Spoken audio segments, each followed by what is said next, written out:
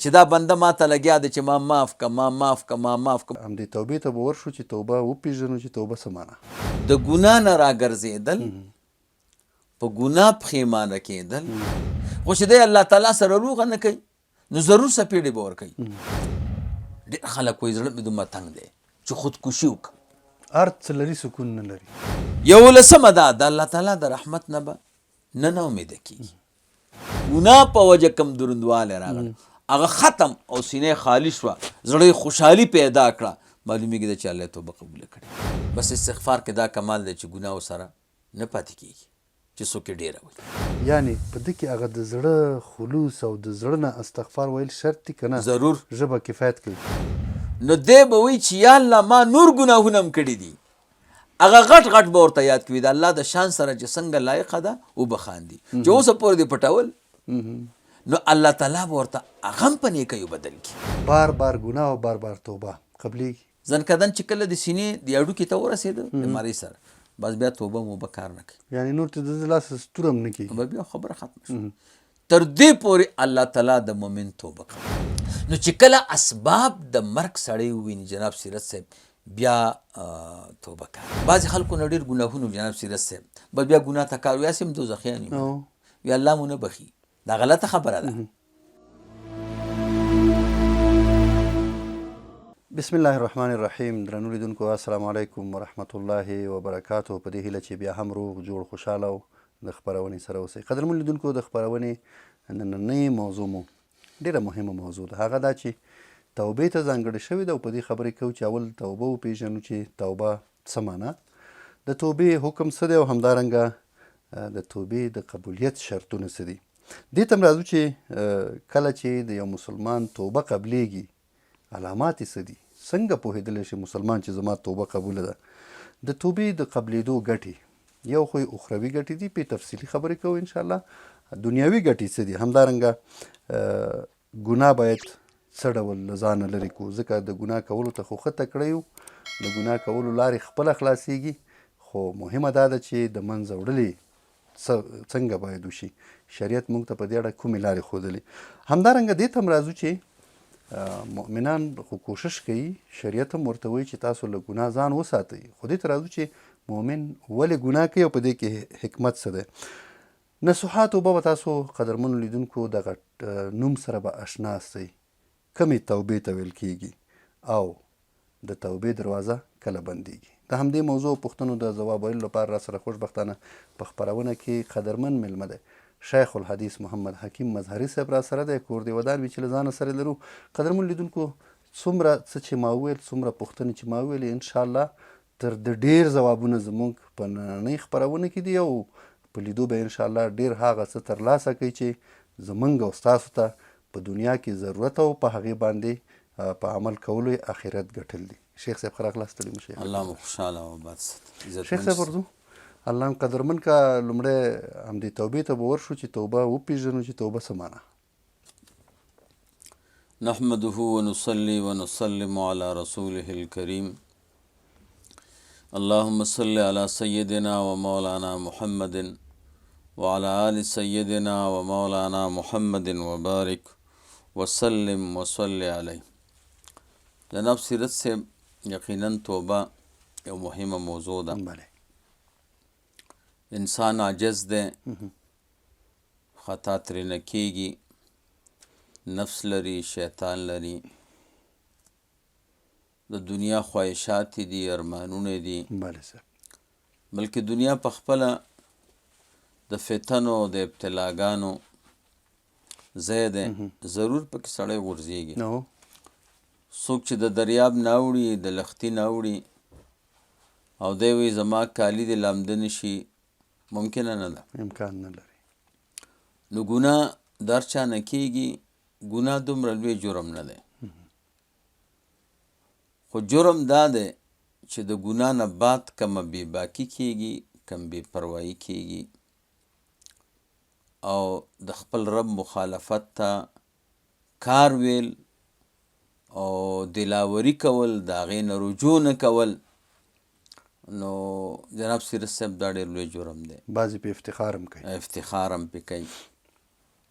سړی چې فکر وکړي چې زه څومره کمزور یم، زما څه حیثیت دی، او د خپل ضعف فکر وکړي او د رب جل جلاله د قوت او د قدرت د هغې فکر وکړي چې الله تعالی څومره لوی قوي ذات دی او قادر ذات دی، بیا دې په خپل مخالفت سوچ وکړي چې زه دا مخالفت د هغه لوی ذات کومه، د دې مخالفت څه حیثیت دی. دویمه دا ده چې الله تعالی زموږ او ستاسو یو محسن ذات دی، دومره احسانات یې را سره کړي دي. الله تعالی فرمایي که زما احسانات تاسو شمارئ نو شمارلی نشي. نو د دومره لوی د محسن ذات جناب سیرت سے مخالفت کول، د هغه نافرمانی کول، یقینا دا ډیره بدبختی ده او دا ډیر نقصان دی. نو په دې ټولو شیونو فکر کول پکار دی. دې موضوع باندې چې توبه څه معنا ده او توبه مسلمان ته څه فایده رسوي، توبې څه ضرورت دی، توبې د قبلولو څه شرایط دي، دې موضوع باندې به زه تاسو ته نن انشاءالله 11 خبرې وکړم. زموږ لیدونکي اوریدونکي که زما په دې خبرو فکر وکړي نو انشاءالله ډیره فایده به ورته وکړي او دنیا او آخرت به ښه شي. 11 خبرو کې اوله خبره دا ده چې د توبې څه معنا ده. توبه عربي لفظ دی، معنا لغوي هم لري، معنا اصطلاحي هم لري. عام قانون د عربی د لفظ دی چې معنا لغوي لري، معنا اصطلاحي لري، یعنی 2 معنی لري، یو عامه معنا یو خاصه معنا. د توبې عامه معنا چې معنا لغوي ورته وایي د هغې معنا ده رجوع. توبې ته هم توبه ځکه وایي چې انسان د الله تعالی د خبرې د منلو نه په بل طرف رواني، د نفس خبره مني، د شیطان مني، د دنیا د خواهشاتو مني. توبه دې ته وایي چې مخ را وګرځئ، د نفس نه مخ را وګرځئ، د شیطان نه مخ را وګرځئ، د دنیا د خواهشاتو نه مخ را واړئ او خپل رب ته مخ کړئ.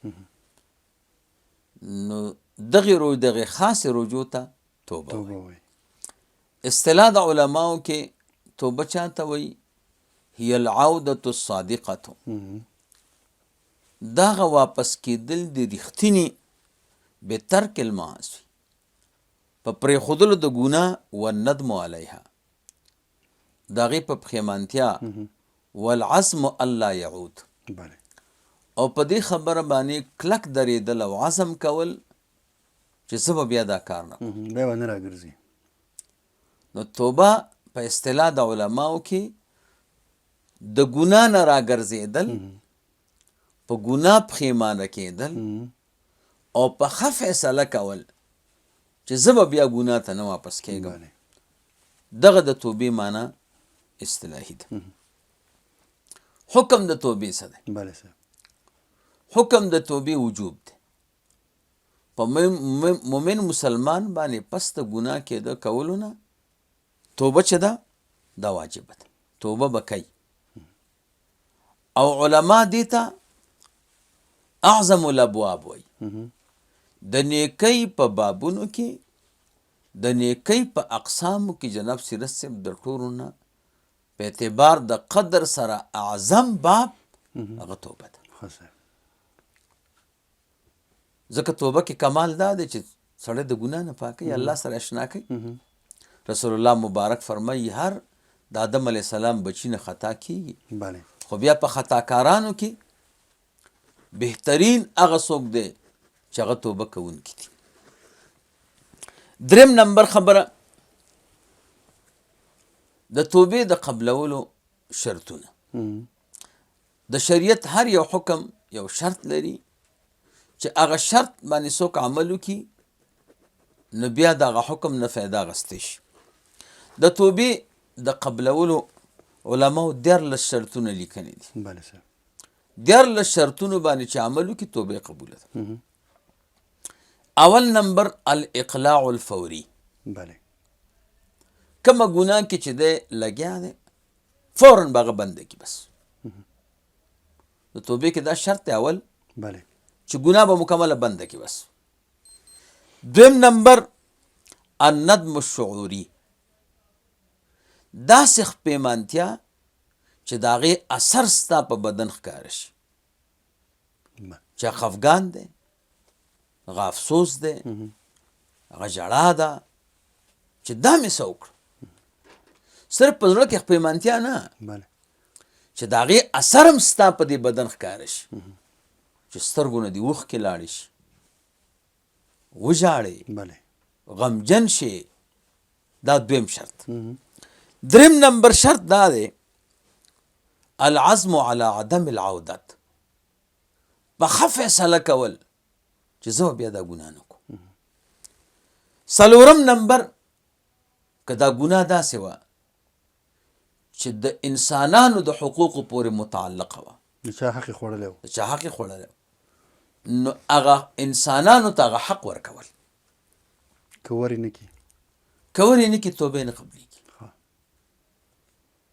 په حقوق العباد کې جناب سیرت صاحب شرط دا دی چې چا نه کوم حق خوړلی دی به حق واپس کوي. خو که حقدار ورته معلوم نه و، ډېر خلک داسې وایي ما پردی مال خوړلی او وخت کې نه پوهېدم، اوس مې توبه ده، یا هغه سړی چې د چا مال مې خوړلی دی اوس راته نه دی معلوم. نو چې معلوم نه وي نو د هغې دپاره علما وایي چې دغه کم مال چې ده خوړلی د دې په اندازه به د مال صدقه کی او ثواب به مالک ته وبخي. کله که په ژوند کې پیدا که مالک ورته وبوایي چې ما ستا دومره مال خوړلی و، خو ته چونکې وې نه ځای دې راته نه معلوم، نو ما هغه مال ستا په نوم باندې صدقه که، که ثواب دې په کار نو در بشي، او که ثواب دې نه په کار تا له په روپۍ درکم او ثواب به زما شي. که هغه سړی مړو معلوم دی خو مړ دی، نو بیا د ده چې کوم حق خوړلی دا میراث دی،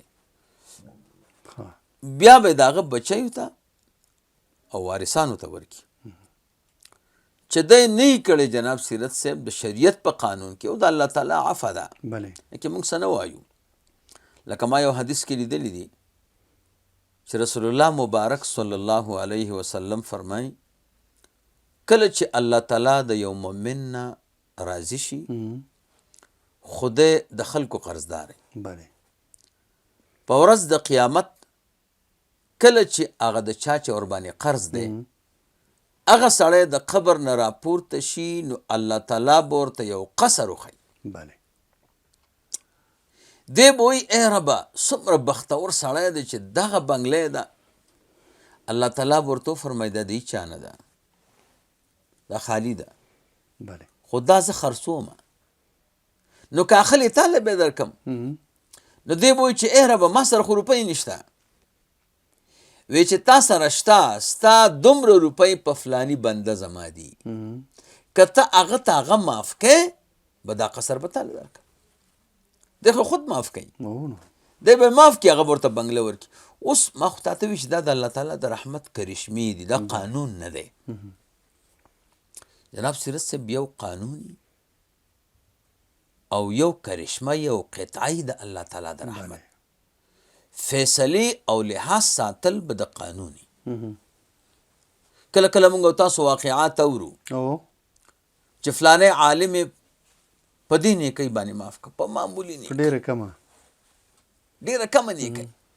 لکه د امام رازي رحمه الله په باره کې راځي چې وفات شوی، چا په خوب کې ولیده، څه معامله د سره وشوه. وایي ملایک راغلي او ما نه یې پوښتنه وکړه چې الله تعالی فرمایي چې فخر الدینه زما د رضا دپاره دې څه کړي دي. ما ورته ربه ستا د رضا دپاره مې 30 کاله روژه کړې ده.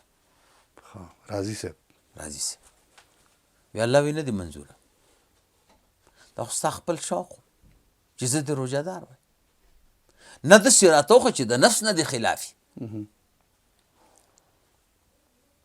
وی ما ورته وی چې 10,000 اشرفۍ مې ستا په لاره کې خرج کړي دي. ویلې نه دا خو ستا د نفس تقاضا وه چې زه دې سخي وې، نفس نه خلاف وخه. ما وی چې یا الله ډېر سپین کاغذونه مې تور کړي دي او ډېر کتابونه مې لیکلي. علماو لیکلي دي چې امام رازي رحمه الله چې وفات شو د چې کوم قلمونه جوړ کړي وو قلمونه قلم چې جوړوي د هغې نه او کڼکي نه حصه غورځېږي که نه هغه یې جمع کړي وو په هغې باندې ورته د غسل اوبه ګرمې کړي. دومره ډېر قلمونه دومره یعنې قلمونه څه کوي چې د هغې هغه کچره غوندې وه هغه ټوټې چې وي. وایي ما وی یا الله ما خو وی الله وی چې نه دي منظور دا خو ستا د نفس تقاضا او زه د لوی مصنف شم زه د کتابونه ولیکم زما ستا د نفس خلاف دی زما د رضا دپاره څه کړي. وی ما وی الله هلاکه شم زه خو هېڅ نه لرم. وی الله تعالی راته وفرمایل په د ملیکو په ژبه چې یو عمل دې کړی دی او هغه دا چې تا لیکل کول د قلم په دې سوکه رنګ و صحیح وه او مچ راغی او په هغې کېناستو د نفس تقاضا دا وه چې زه لیکل وکم خو تا د نفس خلاف وکړو چې دا هم د خدای یو مخلوق دی او تږی به قلم دې ورته ودرو. امام رازي ما په دې یو مچ وبخلي. اوس که یو سړی وایي چې دا دومره نیکۍ کار نه کوي خو زه به هم داسې کار وکړم یو قلم به راوالم او کېبدم او چې مچ پې کښېني دا قانون نه دی دا کرشمه ده دا قطعه ده. کله کله الله تعالی په یو بانه باندې یو مؤمن وبخي. خدای به داسې هر سړی به داسې نه کوي چې ما بانې پسې به ګرځي نه دی په قانون عمل کوي. بس بیا د رب خوښه ده چې پسې وبخلي چې په قانون یې وبخلي او که په غیر قانون. بس نو یو د الله تعالی عفو ده کې موږ څه نشو ویلی. یو قانون دی قانون یې دا دی چې په حقوق العباد کې به توبه هله قبلیږي چې دغه دا پردی حق ورکړي چې ورکړی دی نه هغه نه قبلیږي. او د هغې د حقونو نه جناب سیرت صاحب چې ما سره هم غم دی او موږ نه هم کېږي دې ته غیبت وایي. او ښه ډېر غیبت دې ته وایي چې مسلمان کې یو عیب وي یو ګناه پکې وي او ته د هغه عیب بیان کړي نو تر څو چې هغه نه یې معاف کړی تا ته دا ګناه نه معاف کړي. یو بزرګ وی کور ته راغی ویلې بیبي ورته ووی چې صاحب ستا دا مقتدیان او مریدان خو دومره بېکاره دا ښځې دومره بېکاره دي کومه ډوډۍ چې راوړې وه نو دا ډوډۍ خو سمه نه وه پخ کړې ورته وی په ما طلاق هغې ښځې ورته وی چې ما خو دومره غټه خبره نه ده کړې وی تا د دې خلکو غیبت وکړو چې سړی هم بېکار دی او ښځې هم بېکار دي.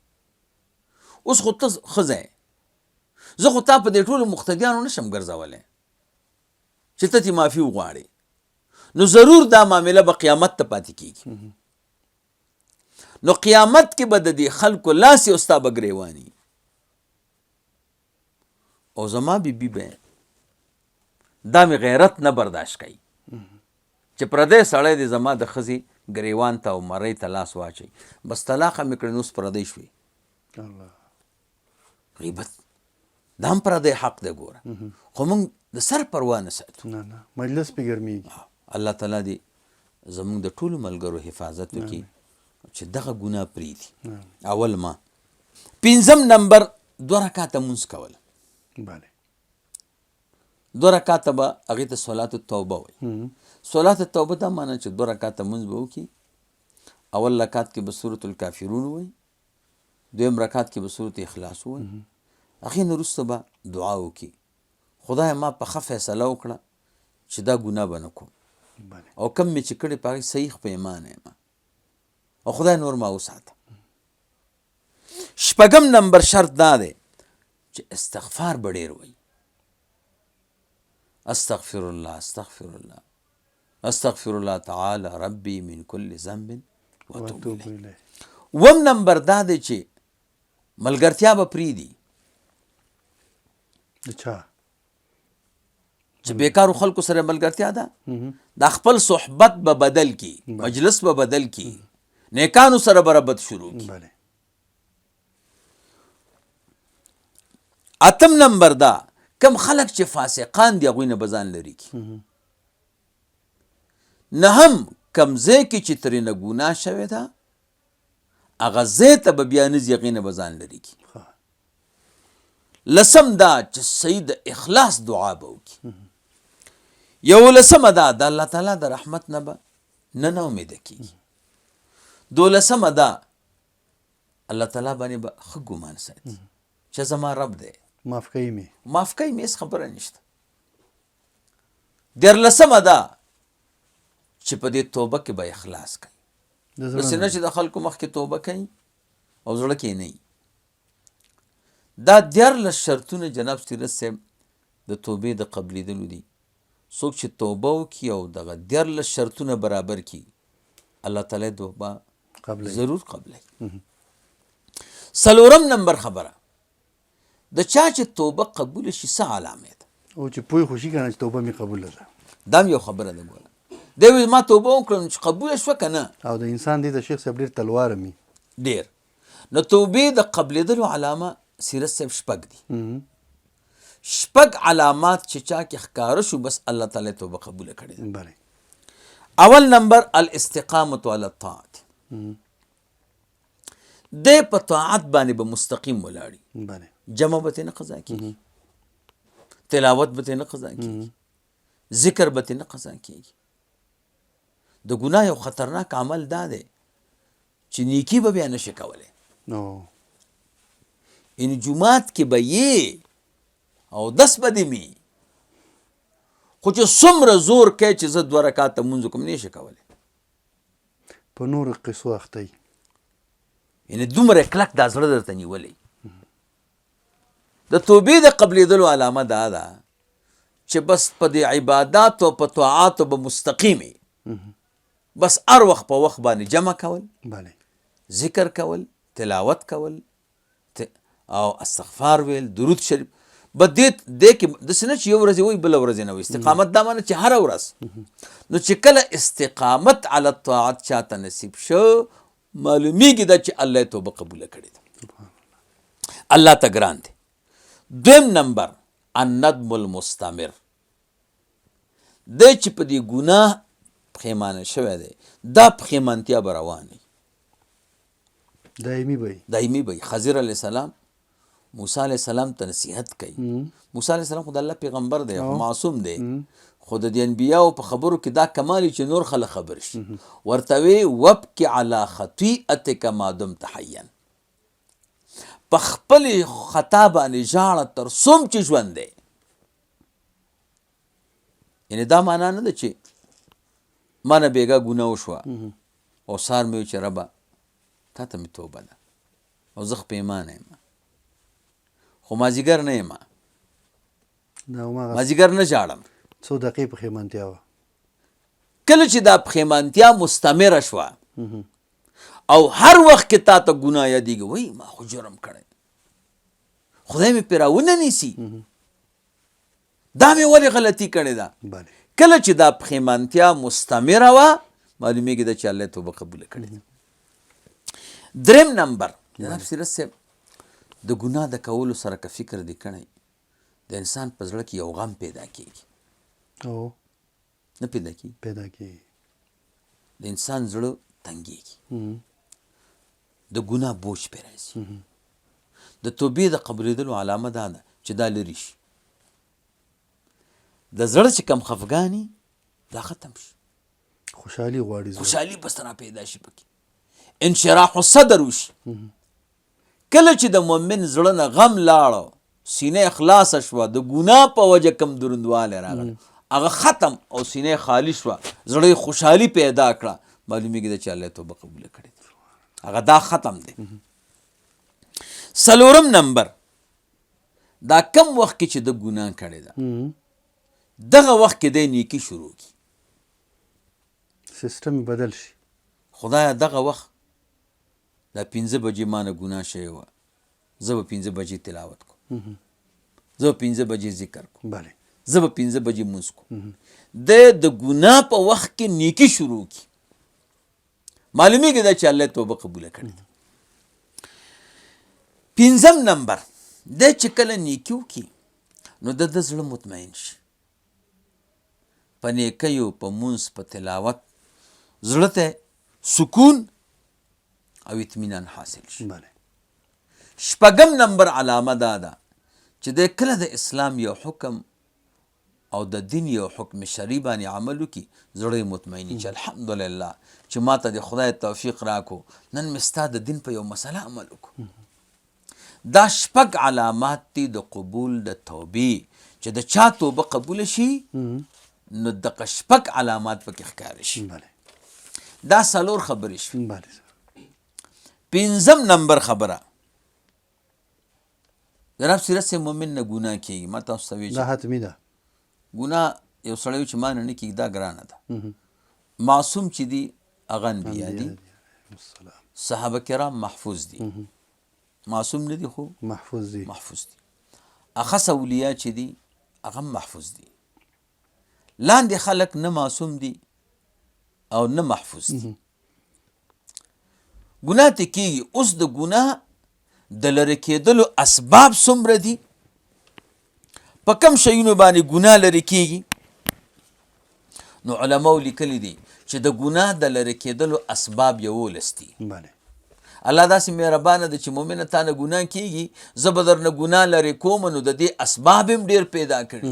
که ګناهونه ډېر دي خو د زایل کېدلو اسباب څه دي؟ دا هم ډېر دي. اول نمبر توبه ده چې کوم باندې زموږ ستاسو بحث دی. توبې سره رسول الله مبارک فرمایي التائب عن الذنب کمن لا ذنب له. توبه کوونکی د ګناه نه داسې دی لکه چې ګناه نه کړي. خو جناب سیرت صاحب دا حدیث چې سړی مطالعه کړي نو د علماو 2 قول دي پکې. یو مبشر دی یو منذر دی. یو داسې قول پکې دی چې زیر یې مونږ تاسو ته راکړي.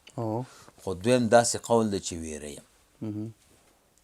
مبشر دا دی چې د حدیث مقصد دا دی چې چا ګناه وکړه او د ګناه نه بعد توبه وکړه دی الله تعالی مکمل د ګناه نه پاک. دا خو اسانه قول دی. خو دویم قول پکې د علماو دا دی چې ګناه کې 2 کاري. یو ذات د ګناه دی یو اثر د ګناه دی. لکه بل حدیث کې رسول الله مبارک فرمایي چا نه ګناه وشي په زړه یو تور داغ ولګي. وی توبه کې دا کار دی چې ګناه ذات نه لرې کوي بلکې د ګناه اثر لرې کوي. یعنې ګناه خو دې کړې ده هغه در پسې لیکلی شوې ده توبه باندې هغه نه محوه کیږي خو د ګناه چې کوم اثر دی هغه به ختموي. نو که دا قول شي جناب سیرت صاحب بیا کیسه ګرانه ده. وی ځکه چې دی مؤمن خو اقدام علی الجرم کړی دا ورپسې لیکلی شوی دی. دی به یو ځل د خدای پاک دربار ته مخ کیږي بیا د رب خوښه دی که یې معاف کوي که نه. خو د توبې دا کار دی چې د ګناه کم اثر دی کم داغ دی کم ثقل دی کم غم دی هغه ورسره لرې کیږي. نو که دویم قول شي نو جناب سیرت صاحب معامله ګرانه ده. الله تعالی دې موږ تاسو سره ښکلې معامله وکړي.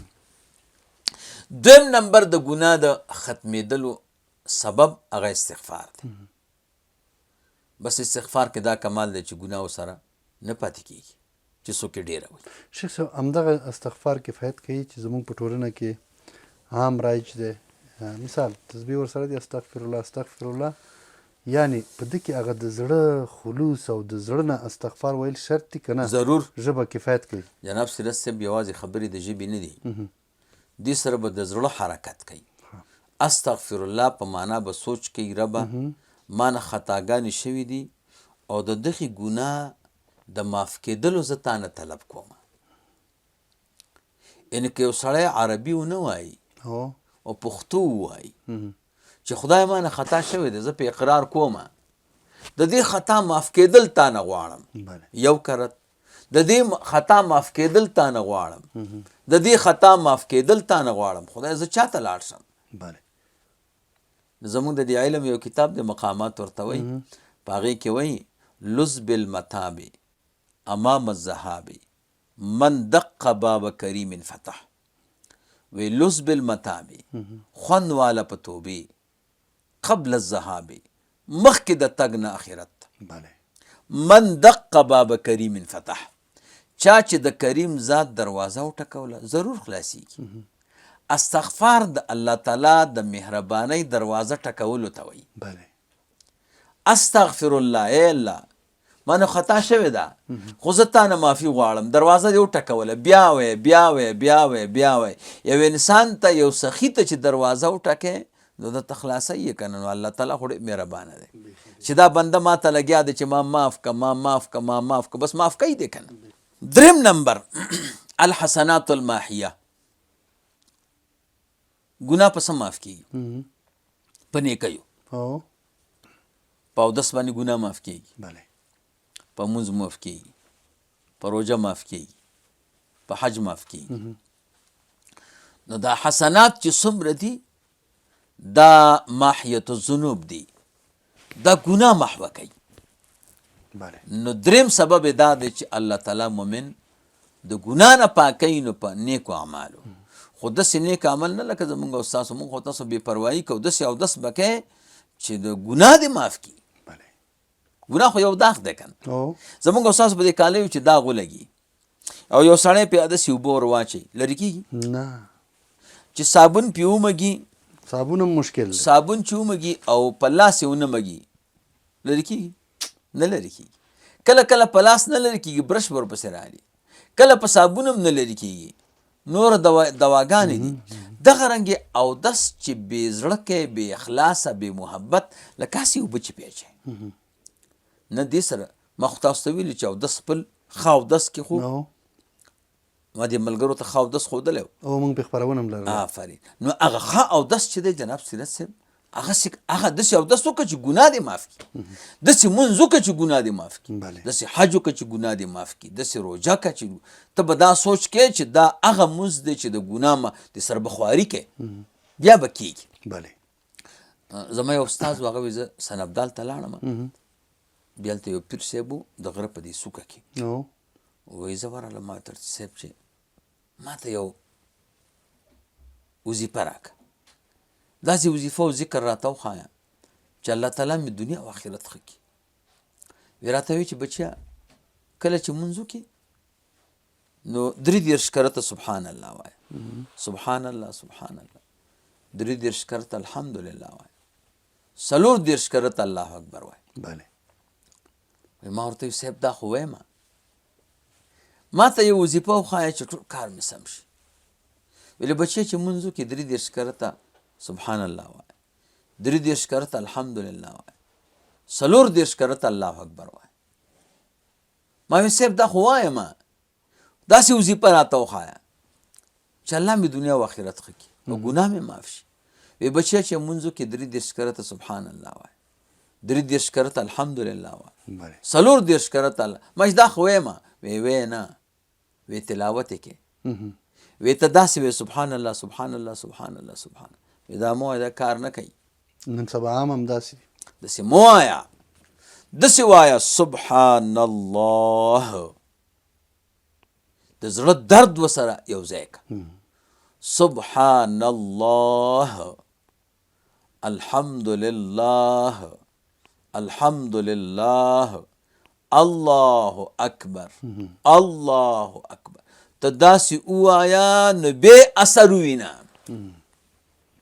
نو جناب سیرت صاحب صرف په خوله استغفار ویل او د زړه غفلت داسې خبرې د دنیا په امورو کې کار نه کوي تا نه یو سړی یو شی غواړي او درته وایي راکه راکه راکه راکه راکه او توجه یې بل چاته وي ته هغه ته به یو قلم ورکړي چې وروره ته خبرې ما سره کې او توجه دې بل طرف ته ده د غوښتلو طریقې به زده نه ده زده نه ده نو استغفر الله استغفر الله استغفر الله دا کار نه کوي دې سره به د زړه درد یو ځای کوي بیا به کار کوي څلورم نمبر دعا د مؤمن ته یعنی یو مؤمن چې بل مؤمن ته دعا کوي خدای دغه بنده ستا ګناهګار دی ګناه ورته معاف کړه رسول الله مبارک فرمایي د الله تعالی نه سوال په هغه خلو کوي چې په کومو ګناه نه کړي تاسو صحابه فرمایي قربان داسې خولې چیرته چې ګناه هم پې نه کړي و یو بل ته دعا کوي نو یو مؤمن چې بل مؤمن ته دعا وکړي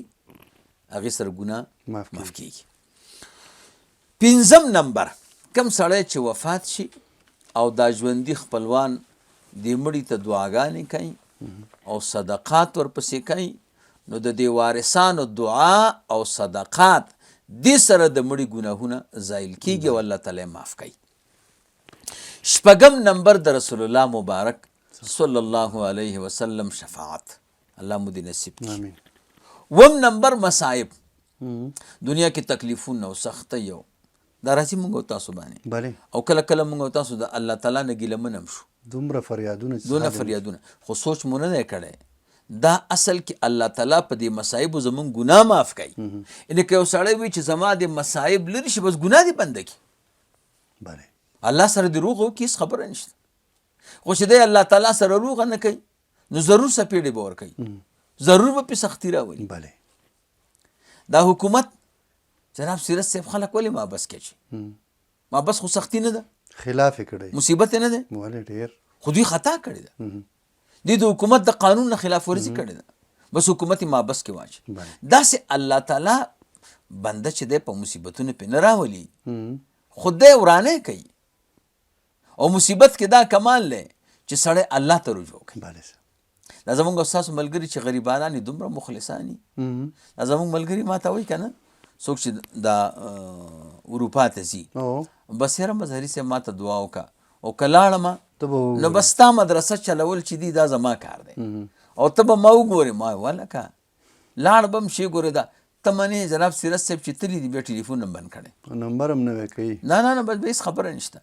دا انسان عجز دی چې محتاج د پیشو د ذاته دی، دی چې کله کار سم شي بیا د زمري د ذاته دی، بیا در باندې حمله هم کوي. نو مصائب چې دي دې سره ګناهونه الله تعالی د مؤمن ریجوي او معاف کوي. اتم نمبر، کله چې سړی ګناهګار پاتې شي نو د قبر د سختیو سره هم ګناه معاف کیږي. قبر کې چې کومه سختی ده، عذاب دی، تکلیف دی، الله تعالی ته خدا بنده ډېر ګران دی، بس پس چلی جنت ته بوځي.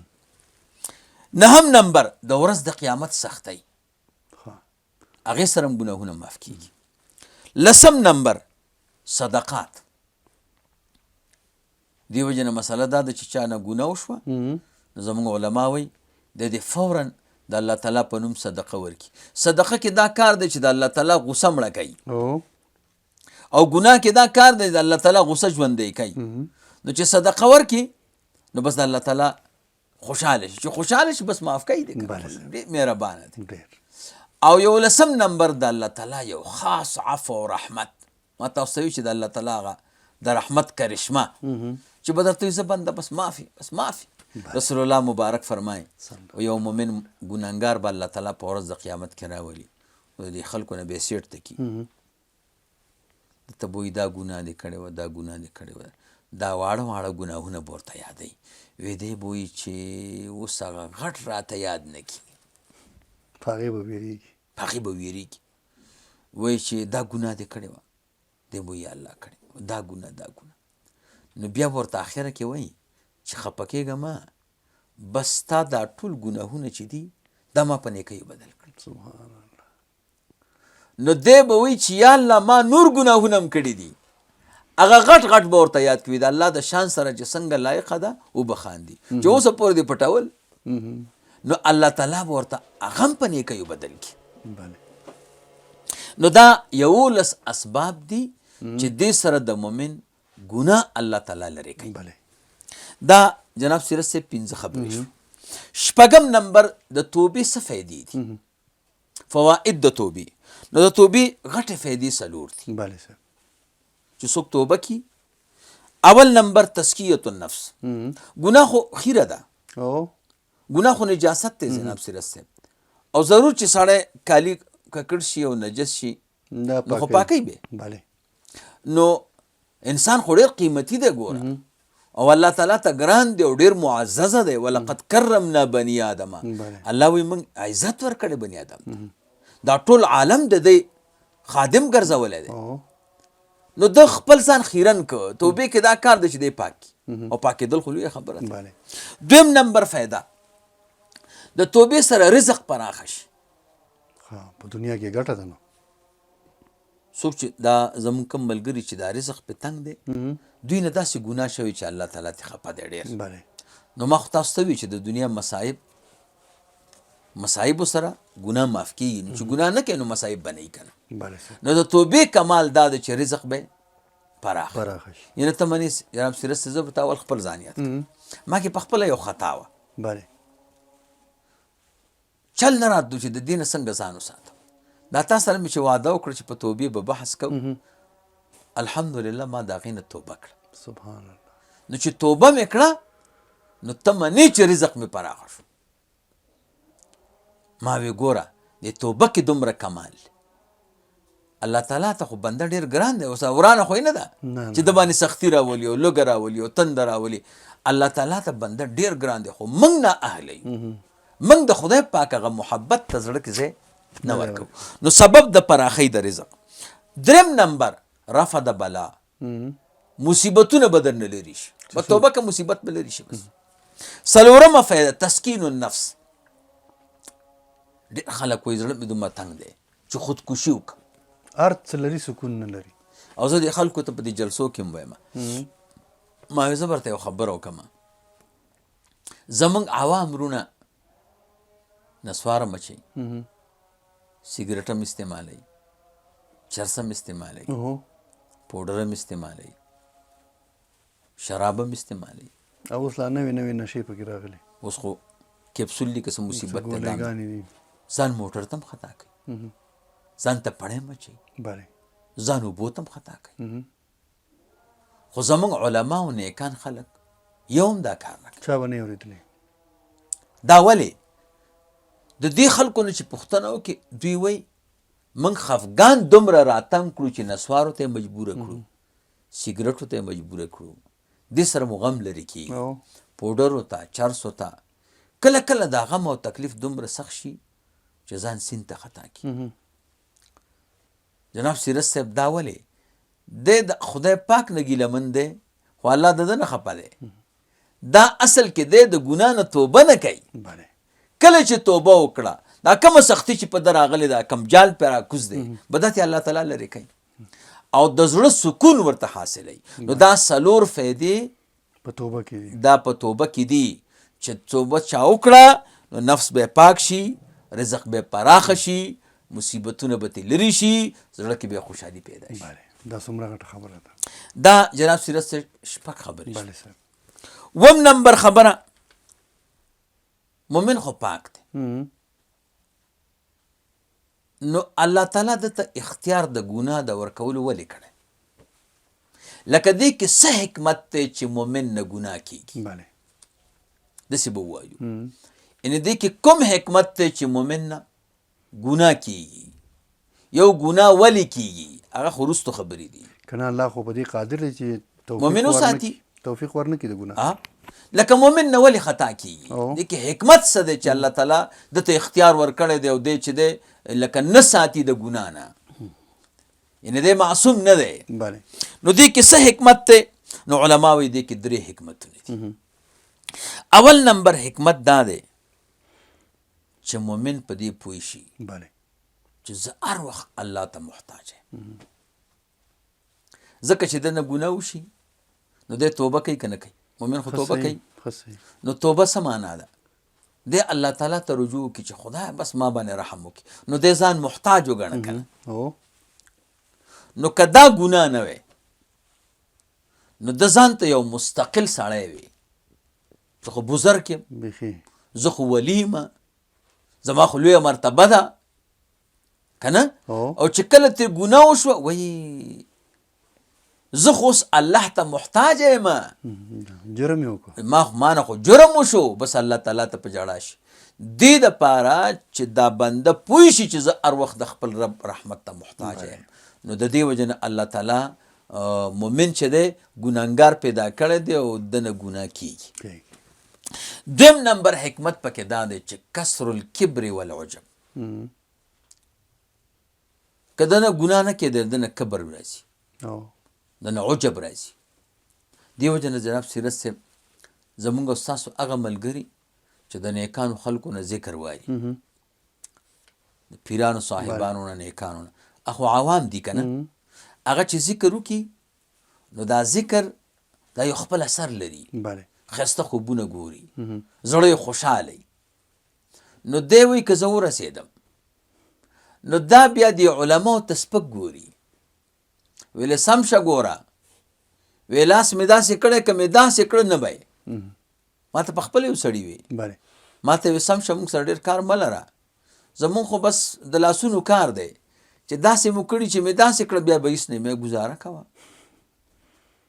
دا ولې دا د دې وجې نه چې د ده نه ګناه نه ده شوې او دی ذکر کوي تلاوت کوي د کې کبر راغی رب هېر شو دی وایي چې زه خو لوی سړی یم هر څه زه کوی شم زمونږ د تبلیغ والا ملګري چې سیروزه ولګئ یا لس ورځې ولګئ دی وایي که دا ټول دین دا دی بله نو بیا په جومات کې امام ته تنګي هغه سره باسونه کوي وی زه خو لوی عالم یم کله چې تی ګناه وشي وایي نو د ګناه مؤمن کې چې ګناه پیدا کېږي د دې وجه نه چې د دا کبر مات کی او د عجب مات کی پوه شوې نو چې کله دی په ګناه مشغول شي دی وایي زه خو ناقص یم زه خو کمزور یم زه خو غلط شوی یم نو د ګناه فایده بیا دا ده چې د دا ګناه کېږي حکمت پکې دا ده چې د کبر ختم کی د لوی ختم کی دریم نمبر دا ده چې د نفس پیژني دریم نمبر دا ده چې د نفس پیژني د خو فکر دا ده چې زه ټول معصوم یم زه دشمن نه لرم ګناه خور به نفس کې دا شیطان خو بدنام دی ګور جناب سیرت صاحب ټول کار نفس کوي خو نفس خو همده سره دی نو 4 غنټې شیطان خو یو غوږ کې درته یو خبره کوي یو زړه کې یو خبره کوي که نه من کله د خلکو خبرې منلي دي د هغه به کارونه هم ډېر نفس خو یې د لاس نه رانیسي چې راځه نو دی د نفس په حقیقت پوه شي چې زه دلته یو خطرناک دشمن لرم په کار دا دی چې دته زه هر وخت ویښ یم اوس که د ده نه ګناه نه کېدلی نو د نفس بیا نه پېژني بله جناب سیرت صاحب دا اووه خبرې شو اتم نمبر خبره بله التوبة النصوح کمې توبې ته نو دا خو دا هم یو اوږد بحث دی خو زه به د علماو 4 قوله درته ویم یو قول د عمر فاروق رضی الله تعالی عنه او د ابی ابن کعب رضی الله تعالی عنه او د معاذ ابن جبل رضی الله د دریو صحابه کرامو نه د توبة النصوحه تفسیر نقل دوی وی توبة النصوحه دې ته وی ان یتوب ثم لا يعود الى الذنب كما لا يعود اللبن في الضرع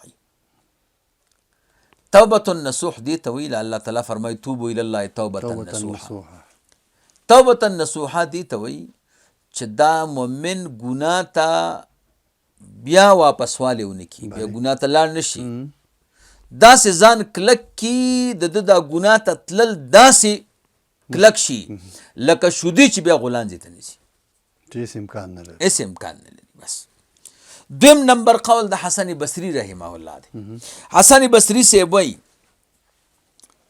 توبة النصوح دی ته وی چې ان یکون نادما علی ما مضى مجمعا على الله يعود فيه په تیر شوي ګناه دی سخت پیمانه او په ښه فیصله یې کړي او عزم یې کړی چې زه به بیا دې ګناه ته نه واپس کېږم دریم نمبر قول د امام کلبی رحمه الله دی لوی مفسر دی دی وی توبة النصوح دی ته وی چې 3 کاره پکې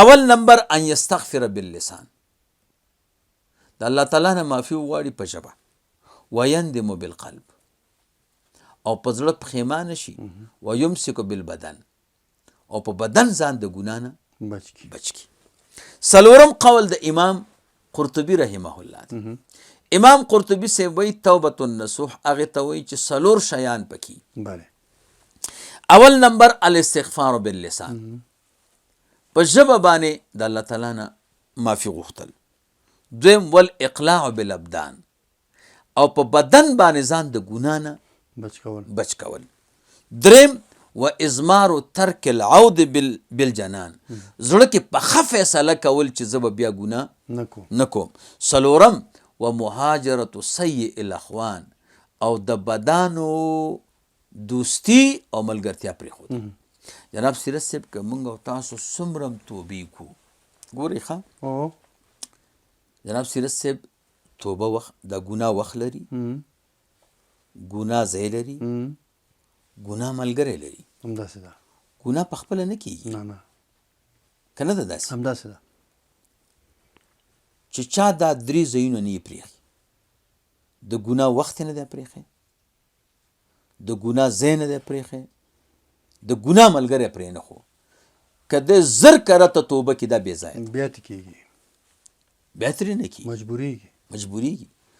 صحیح خبره دا ده چې به دغه دوستان به پرېږدي چې ورور ستاسو خپل کار او زما خپل کار، که ما پسې راځئ خو ډېره ښه ده، خو زه تا پسې نه ځم. دې وجه نه نیکان خلک چې بدانو ته ځي بد ته جوړېږي. وره نیکان خلک چې بدانو ته ځي بد ته جوړېږي، نتیجه تابع د خسې ارزلي. خو چې بدان نیکانو ته راځي نیکان ته جوړېږي.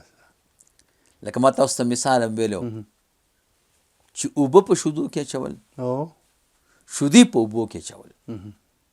اوبه په شودو کې اچول ناروا دي، خو شودې په اوبو کې اچول روا دي. ولې ټول خلک چې تور چای د شودو چای پخوي نو اول اوبه واچوي بیا پکې شودې واچوي. دویمه دا ده چې اوبه په شودو کې واچوي د شودو قیمت یې کم کړه. اوس کمې شودو کې چې اوبه نه وي هغه ګرانې دي، کم کې چې اوبه وي ارزانه دي. او که شودې د اوبو کې واچولې د اوبو قیمت یې ډېر کړ.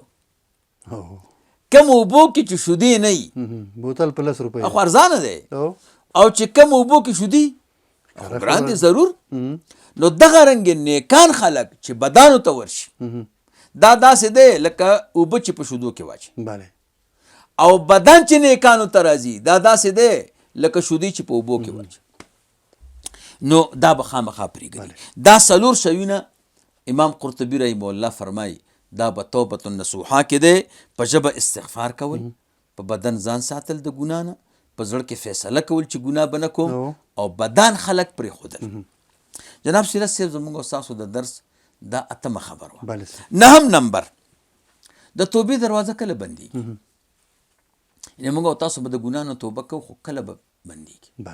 اول نمبر کله چې روح غرغړې ته ورسېږي، مارای ځنکدن چې کله د سینې د هډوکي ته ورسېده د مارۍ سره بس بیا توبه موبه کار نه کوي، یعنې نور ته د لاس ستوره هم نه کېږي، بیا خبره ختمه شوه. تر دې پورې الله تعالی د مؤمن توبه قبلوي. یعنې موږ او تاسو سره اوس هم وخت دی، بس پکار دی چې اوس فیصله وکړو چې نور نه کوم ګناه. 2م نمبر کله چې د قیامت ته نږدې لمر د مغرب نه راوخیږي، اوس خو د مشرق نه راخیږي، چې د مغرب نه لمر راوخته توبه بنده. 3م نمبر یو سړی همیشهوالی په کفر کوي، کافر دی، نو د کافر توبه به چېرته قبلیږي. او 4م نمبر کله چې سړی اسباب د مرګ وویني. مثلا یو سړي ته ډاکټر ووي چې کاکا خفه کېږه مه او بچ کېږه نه، کینسر دی، کینسر نیولی. دا کینسر داسې دی لکه چې غره نه روان شي او دی وایي یا الله توبه مې د بیا ګناه نه کومه. دا بېکاره کار دی، دې وخت کې توبه کار نه کوي، ځکه دلته خو معلومات شي زما ژوند ختم دی. یا مثلا یو سړی جلبات ته روان دی، الله مو دې وساتي، او دا موټر د میپر نه لاندې روان شو د دې غره نه، او ته پوه شې چې بس لاندې ګړنګ ته روان یم، او دلته وایي چې یا الله توبه او یا الله توبه، دا کار نه کوي. نو اوس بل کار هم د لاسه نشي کېدی. نو بس اوس خو ته پوهېږې چې مرګ راغو که نه، نو دې وخت کې توبه خو جناب سیرت صاحب هغه وخت کې کار کوي چې تا کې قدرت د ګناه کولو وي. که قدرت د ګناه کولو نه وي بیا توبه کار نه کوي. دا خو هله چې ته په ګناه قادر یې. دې وجې نه زموږ علما وایي په تروکو کې ثواب شته که نه. تروک خو پېژنئ، د ګناه نه کول، تر کول. یو خو د نیکۍ کولو دی که ثواب شته نیکي به وکړي، د ګناه په نه کولو کې ثواب شته که نه. نو علما وایي دا ګناه نه کول 2 قسمه دي. یو دا دی چې ته پې قادر نه یې، لکه دلته اوس موته ناست یو، مونږ خو مړی نه کوو، شراب نه چکو، دا څومره ګناهونه چې دي دا نه کوو، دې باندې مونږ ته ثواب میلاویږي نه، ځکه اسباب یې نشته، اسباب یې نشته. ترک باندې هغه وخت کې ثواب الله تعالی مؤمن ته ورکوي چې دی پې قادر شي. لکه 40 غنټې په غیبت قادر دی. اوس ګوره مجلس کې کېناستو او مجلس ښه مزو کې روان دی، نو دا اوس دی وایي چې دلته راشي یو غیبت پکې وکړه، خو دته الله تعالی یاد شي، دی وایي یاره نه کوم. بس دا اوس ترک دی خو مع القدرت، دې کې ثواب اوس ثواب دی. او دی وایي دته یو سړی ویله که یو کیسه وکړه او دی وایي چې ما نه خو دروغ ویلی کېږي او په دروغ خو الله تعالی خفه کېږي، بس نیکو قادر شو ترک یې وکړو، نو په دې ترک باندې الله تعالی مؤمن ته ثواب ورکوي. نو چې کله اسباب د مرګ سړی وویني جناب سیرت صاحب بیا توبه کار نه کوي. په کار دا دی چې د دې نه مخکې په حالت د صحت کې چې دی قادر دی په ګناهونو، دې وخت کې دی توبه کوي. نو دې دا څلور ځایونه دي چې دا پیښ شو نو بیا توبه الله تعالی نه قبلوي. لسم نمبر د مؤمن نه ګناه ولې کېږي؟ دا سړی ولې ګناه کوي؟ دا د فکر خبره ځکه د جناب سیرت صاحب مخ تاسو ته وي چې انسان ډېر عجز دی، بلکې دا به درته ووایم چې انسان د میږي نه هم کمزوری دی. میږی د انسان نه ډېر مضبوط دی. میږی چې ژمی شي که واوریم وي واسکټ ته ضرورت نه، اور ته ضرورت نه، کوټې ته ضرورت نه، سر کې ګرځي په دې واورو کې. فکر دی همداسې ده چې وړی شي پکې ته ضرورت نه، ایسی ته ضرورت نه، سپلیو ته ضرورت نشته. د انسان ضعف د څه نه معلومیږي؟ د حاجت نه. کم سړی به ښه پهلواني طاقتور به خو تا ته به ډېر کمزور یم. څه معنا؟ پیسې را سره نشته، ضرورتمند یم. دا ضعف او قوت جناب سیرت صاحب دا په ضرورتونه معلومیږي. چې د چا ضرورتونه ډېري نو کمزوری دی، چې د چا ضرورتونه کمی هغه قوي دی. نو په حیواناتو کې انسان چې څومره ضرورتونه لري جناب سیرت صاحب یو شی نه لري. نو ټولو کې کمزوری مخلوق دا انسان دی، او د ټولو نه قوي ذات الله جل جلاله.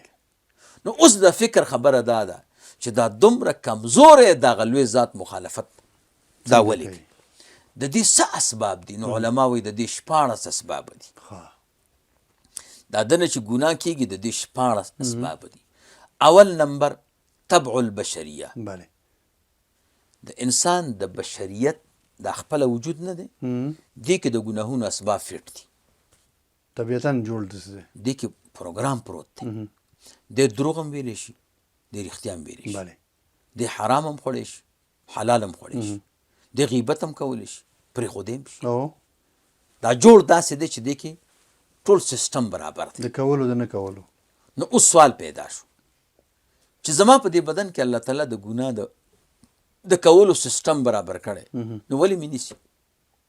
نو جواب دا دی چې د ګناه د کولو سیستم خو برابر کړی، خو د هغې دفاع هم جوړه کړې ده. د نه کولو هم شته، د نه کولو هم شته. ګوره، او دا سیستم ځکه برابر دی چې د انسانان خو ټول دي، که کافر دی که مسلمان دی، نو کافر د پاره دا اسباب برابر کړي دي چې کافر ګناهونه ډېر وکړي نو دی به د ډېرې سزا قابل شي.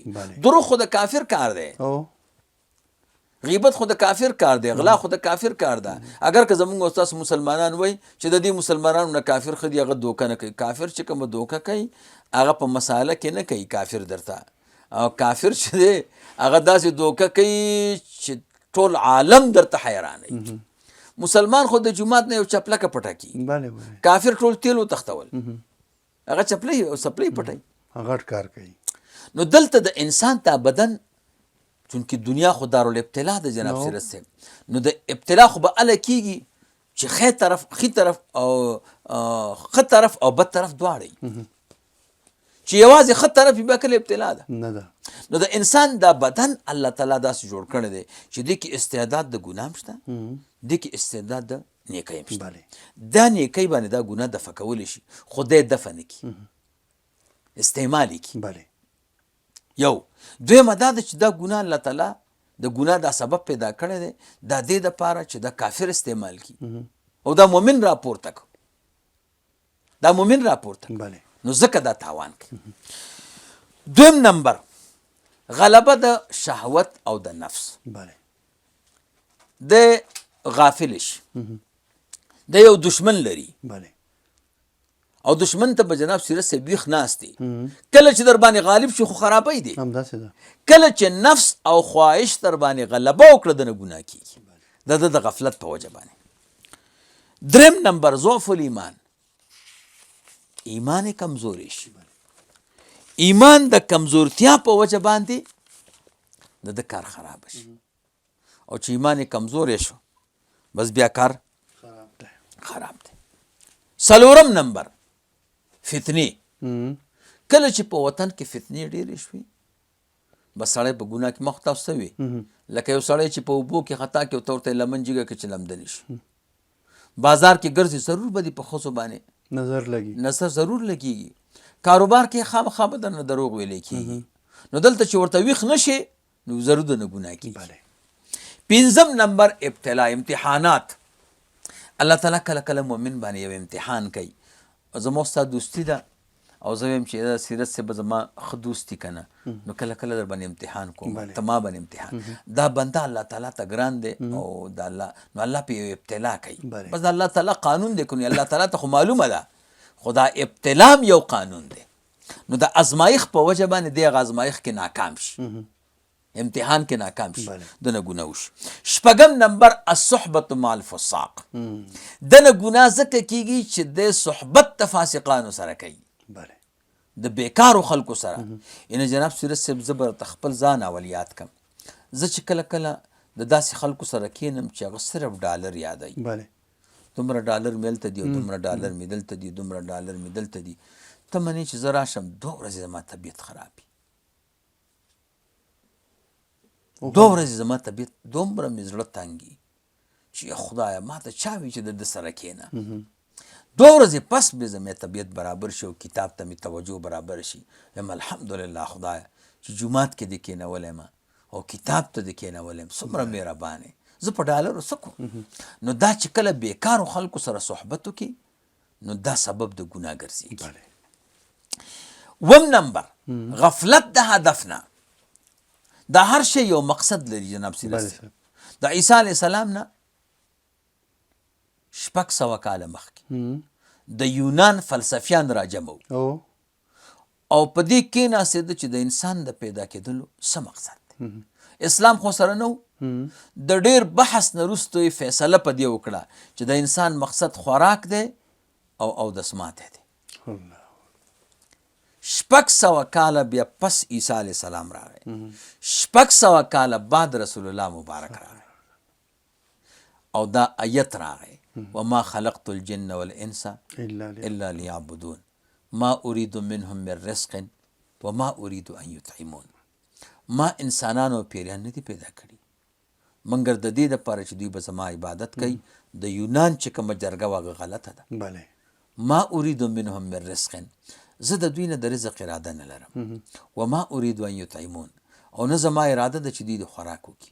ان الله هو الرزاق ذو القوة المتین علماوی دی یو آیت کې 6 تاکید دي ان حرف التحقیق هو ضمیر فصل دی رزاق صيغه د مبالغه ده ذو القوة دی متین دی جمله اسمیه ده ان 6 کرته الله وی چې ته رزق مونږ کې زه دې رازق نو د انسان د پیدا کې د انسان هدف بسې د خدای پاک رضا نو د اصل کې د هدف نه غافل شي د خپل مقصد نه پیژني د یو که زما مقصد هم دا د دنیا ژوند دی دا خو نه دی مقصد خو د خپل رب رضا ده څه دپاره چې پیدا کړی ته به هغه کار کوي. 8 نمبر الجهل بالله وبامره ونهيه وثوابه وعقابه ګناه سړی نه اله کېږي چې دی الله نه پیژني دی الله نه پیژني. کله چې مؤمن الله وپیژنده یو بنده چې دومره قدرت والا دی دومره قوت والا دی دومره مهربانه دی یقین وکړئ جناب سیرت صاحب دی به د خپل رب نافرماني ونه کړي او دی د الله تعالی د امر عظمت نه مني موږ او تاسو ته چې وزیر حکم وکړي چې دا کار وکړي مخالفت کوو. هیڅ امکان نه لري. یعنی حوزې والا چې راته ووایي چې دا کار بند دی څوک یې نه کوي. ولې د حوزې والا یا د وزیر دغه حکم عظمت زموږ زړه کې پروت دی، خو د الله تعالی نافرماني کوو. بله. د الله عظمت نه پیژني، امر نه پیژني، نهي نه پیژني، په دې نه پیږي چې زه نافرماني وکم الله تعالی ماته عذاب راکوي. او عذاب څه شی دی؟ او کما د الله خبره ومنله ثواب راکوي. دا ثواب څه شی دی؟ بله صاحب. کله چې یو انسان خپل رب وپیژندو او د الله تعالی د امر عظمت، د الله د نهي عظمت، د الله تعالی د ثواب عظمت، د الله تعالی د عذاب عظمت، دنه بیا جناب سیرت صاحب ګناه نه کیږي. نهم نمبر انسان نه چې ګناه کیږي د هغې سبب وسوسه د شیطان ده. شیطان ورته وسوسه چې بدی ورته وي لبیک، نو د شیطان د وسوسې په وجه باندې یعنې په کار د چار وخت الله یاد کړي چې الله یادوي بیا شیطان وسوسې نه خلاصېږي. لسم نمبر الاغرار بعفو الله، دوکه کېدل د الله تعالی په عفو. الله غفور او رحیم دی، هېڅ راته نه وایي. او بعضې خلک ګناه کوي او دا خبره کوي. والکه الله تعالی غفور او رحیم دی، خو قهار او جبار هم دی. الله خو غفور او رحیم دی، دا ته څه کوې؟ بله. نو د الله تعالی په عفو باندې دوکه کېدل او د الله د عفو د وجې نه ګناه کول، دا د ګناه سبب دی. بله. یو لسم نمبر القنوت عن رحمت الله. بعضې خلکو نه ډېر ګناهونه جناب سیرت صاحب، بس بیا ګناه ته کار ویاسې هم دوزخیان یو، وی الله مو نه بخي. دا غلطه خبره ده. د کعبې مبارک الله دې موږ او تاسو بوزي. د کعبې مبارک په غلاف باندې دا آیت لیکلی، تاسو به لیدلی: یا عبادی الذین اسرفوا علی انفسهم لا تقنطوا من رحمت الله ان الله یغفر الذنوب جمیعا انه هو الغفور الرحیم. ای بندگانو چې تاسو په ځان باندې ظلم کړی، د الله د رحمت نه امید نه شئ. د خدای نه خبر الله مؤمن ته ټول ګناهونه معاف کوي او الله تعالی غفور او رحیم. نو کله کله د الله تعالی د رحمت نه امیدېدل دا سبب د ګناهونو وګرځېږي. 12 نمبر الاحتجاج بقدر الله. لکه دا عوام چې ارسه الله لیکلي دي، په تقدیر کې لیکلي دي، الله تعالی ماته دا ګناهونه لیکلي، والکه دا په تقدیر باندې ته نه پوهېږي. که الله تعالی خلکو ته حکم په تقدیر کولی او معامله په تقدیر روان، انبیا ولې را لیږل؟ علما ولې را لیږل؟ موږ په تقدیر مکلف نه یو. تقدیر خو د الله تعالی کتاب دی او د الله د شان سره چې څنګه لایقه ده، بس هغه لیکلی دی.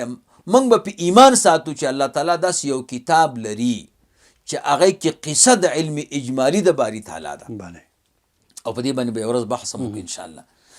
موږ او تاسو په دې مکل هغه باندې صرف تصدیق ساتو، کتاب شته، نور به عمل خو په دین کوو. 13 نمبر الاحتجاج بحسن النیت. کله کله دا شیطان خو ډېر حرامي دی، دا سړي سره چلونه کوي. نو کله کله سړي ته ووایي چې داسې کار وکړه چې دغه خلک منځونه نه کوي او وسې ناست دي، چرسیان دي. نو ته داسې کار وکړه چې د دوی سره د چرس شروع کړه، ټول به مونځ ګزاره شي. نو ګناه کوي خو په ښه نیت. شیطان ورته دا چل ښیي. نو هغه خو مونځ ګزار نه کي، دا چرسي کي.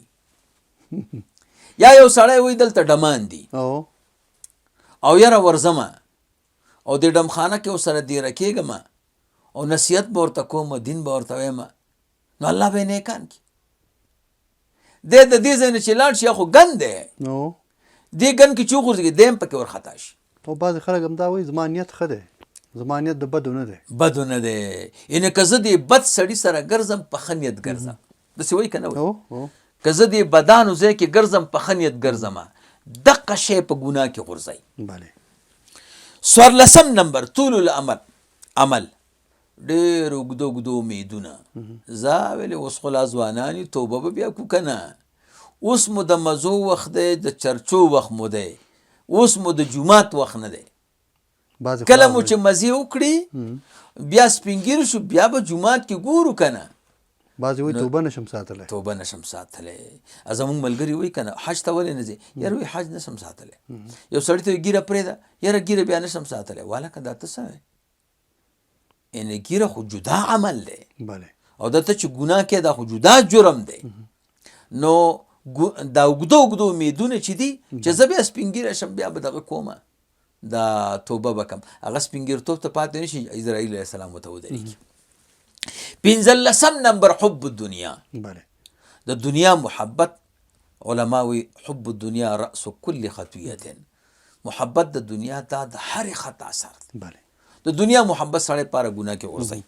14 نمبر کبر او لویي، ځان ته لوی وړ ځواني چې چاته الله تعالی ورکړي دا متکبر شي، چاته الله تعالی مال ورکړي دی ورانه شروع کړي، پیسو سره زر چوکاټ نه وځي، وظیفه ورکړي. زموږ ډېر ملګري دي وظیفه ورته ورکړی شوې ده، دومره کبر والکه کبر ولې کوي. نن به دا شیعي سبا به نه وي، نن به دا مالي دا خو د دنیا ټول نعمتونه تلونکي دي. جناب سیرت صاحب دا لس خبرې شوې. 11 نمبر اخرنۍ خبره، ګناه نه به ځان څنګه خلاصو. ګناه کې خو اخته یو، باعث په خلاصېدلو د ګناه نه هغه څه شی دی؟ نو علما وایي باعث په خلاصېدلو د ګناه نه نو هغه اته خبرې دي. اته خبرو باندې مو چې عمل وکړو دا اسباب دي د خلاصېدلو د ګناه نه. اول نمبر په دې خبره ځان پوهول چې ګناه څه شی دی، یعنې ګناه پېژندل، یعنې دا ګناه دی څه شی، د ګناه څومره خطر دی، د ګناه څومره ضرر دی. او په دې ځان پوهول چې د ګناه ضرر داسې دی لکه د زهرو ضرر چې بدن دی.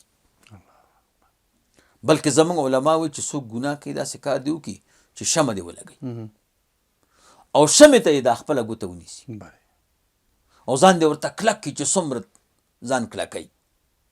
که ځان یې د لاس ګوتې سوځېدلو ته ټینګ کړو بیا دې کوي ګناه کوي. او که چې ګوته نشي ټینګولی نو ټول بدن څنګه ټینګوي؟ نو اول د ګناه په خطر باندې فکر کول دا سړی د ګناه نه خلاصوي. دویم نمبر التوبة النصوح. دریم نمبر ځان ساتل د هغې نه چې کوم شی ایمان کمزوری کوي. ما خو تاسو وی چې دا ګناه کول په سبب د ایمان د ضعف دی، نو هغه شي نه به ځان ساتي چې ایمان کمزوری کوي. او هغه څه شی دی؟ ډیرو خلکو سره ناست، هر چا سره ناست، دا ایمان کمزوری کوي. دویم ډیر خوراک کول، دریم ډیر خوب کول، څلورم ډیر ارزوګانې کول، پنځم تعلق بغیر الله. دا پنځه شیونه جناب سیرت صاحب هغه دي چې دې سره ایمان کمزوری کیږي. څلورم نمبر چې سړی د ګناه نه ساتي هغه مراقبه ده. زموږ علما د تصوف وایي د اولیا بزرګان داسې کوي، کله چې سار راپورته شي کټ کې کینی نو د نفس سره خبرې شروع کی. نفس موتا خو نن شریکان یو ورځ شوه، ته به هم چکر لګې زه به هم لګوم، ته به هم ګټه کې تاوان به کې زه به هم ګټه کوم تاوان به کوم، موت تا ګټه کې او تاوان کې شریک یو. نو ګوره زه به کوشش کوم نفسه چې زه هم ډېره ګټه وکړم چې تا ته هم ګټه ورسېږي او ته به هم ګټه کې. دې ته د صوفیه کرامو د نیکانو په اصطلاح کې معاهده وایي. دا معاهده بیا چې کله دې ورځ شروع شي نو بیا به دې نفس ته ګوري چې دې څه کوي. مجلس کې کېناستېدو د غیبت وخت راغی چې کوي که نه کوي، دروغ وخت راغی دروغ وایي که نه وایي، بس په انتظار کې به ورته کله چې ورانه کوي داسې ټک ورکړه څه کوي. دې ته مراقبه وایي. کله چې ماخوستن شي ورځ خو تېره شوه دوکانداري وشوه نو بیا نفس ته کینې چې نفسه اوس خو بیا کټ ته راغلمه، راځه چې مو ته حساب وکړو تا څه کړي دي او ما څه کړي، نیکي مو څومره کړې ده بدي مو څومره کړې ده. دا خبره کول د دې نفس سره دې ته مذاکره وایي.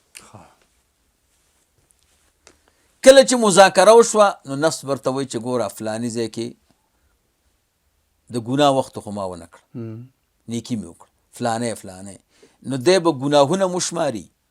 مخکیني د اولیاء او بزرګانو سره به کتابچه وه، هلته به لیکل نن مې دومره نیکي کړې دومره مې بدي کړې ده. رسول الله مبارک فرمایي حاسبو قبل ان تحاسبو، تاسو حساب وکړئ مخکې د دې نه چې تاسو سره حساب وکړی شي. نو دوی به اول ځان سره حساب کو، نو دې ته محاسبه وایي.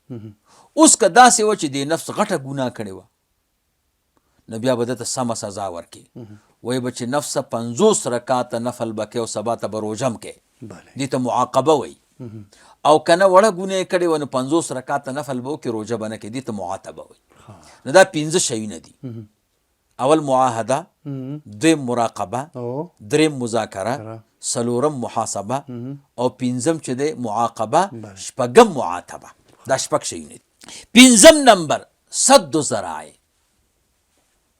کوم شیونه چې اسباب د ګناه دي هغه بندول، بیا سړی الله تعالی د ګناه نه خلاصوي. شپږم نمبر د ګناه عواقب ځان ته حاضرول، یعنې چې زه ګناه وکړم د دې څه عاقبت دی، چې کله ذهن کې واچې بیا الله تعالی سړی د ګناه نه خلاصوي. اتم نمبر تعظیم د الله تعالی په زړه کې چې والکه دا خو الله تعالی څومره لوی شان لري او زه د هغه مخالفت کوم. او داوم اتم نمبر صحبت صالحه، اولیاء او نیکانو خلکو سره، بزرګانو سره چې صحبت وکړي الله تعالی دې بیا د ګناه نه خلاصوي. دا 11 خبرې شوې. ډېره مننه شیخ صاحب. شیخ صاحب راځو څه چې وو د توبې متعلقه ماشاءالله هېڅ کونج تاسې پرې نه ښودو، تاسو د الله جل جلاله کې ټول قدرمن لیدونکو ته وړاندې کړه.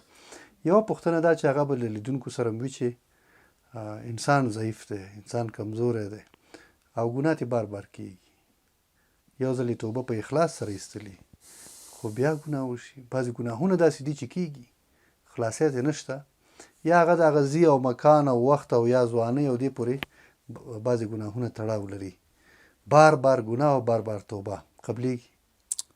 جناب سیرت صاحب نه، چې یو سړی هر وخت د ګناه نه توبه کوي او بیا ګناه کوي، ما تاسو ته وی چې ده خو بیا توبه نه ده کړې. ګناه نه کوي، ګناه ترې کېږي. یعنې مقصد دا دی چې د اسباب استعمال کی چې د کم سبب په وجه باندې ګناه بندېږي، دنه بیا ګناه نه کېږي. بله. نو یو کرت دوه کرته الله تعالی د مؤمن عذر قبلی، خو چې دی ورته کار وي سار توبه او بیا مازدیګر ګناه او سار توبه ته خو مسخري دي دین پورې، دا خو بیا صحیح نه ده. یو کرت دوه کرته د الله تعالی قبلی، خو علما وایي چې سړی تکرار کوي، کار یې ورته ویلی دی، روزانه ګناه کوي او روزانه توبه کوي، نو بیا دا توبه کاري آمد نه ده، ځکه دا په اخلاص نه ده بینه، او په اخلاص چې توبو کې ضرور دی الله تعالی معاف کوي. مننه شیخ صاحب چې د خپرونې د پای شوي دي، له تاسو مننه کور مولا. ګرانو لیدونکو له تاسو هم مننه چې تر دې دمه راسره وئ او د توبې په اړه مو پوره معلومات واورېدل. الله دې زموږ او ستاسو ته د عمل توفیق راکړي. تر بیا چې ستاسو په درانه خدمت کې حاضرېږو، تر هغې مو په لوی او مهربانه رب سپارو. هر چېرې چې یاست روغ جوړ خوشحاله اوسئ.